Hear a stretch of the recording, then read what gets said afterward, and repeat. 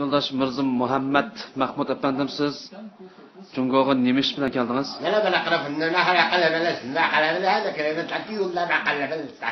Hala qarayın. Siz tarjima qo'yib o'tamsiz, tarjimon? Nima dedingiz? Biz Uyg'urcha Yine bırak takılıyor bırak. Ala hadi qalabal. Hala.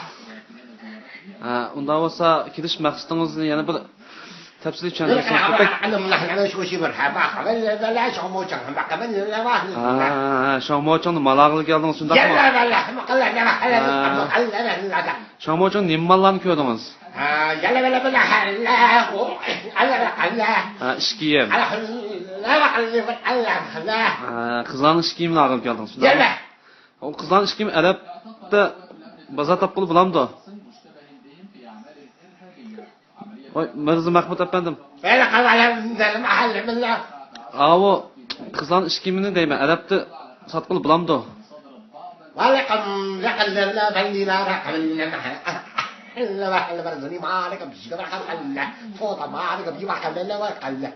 Siz Guangdongda tug'ilgan Arabmi ya? Kavallar.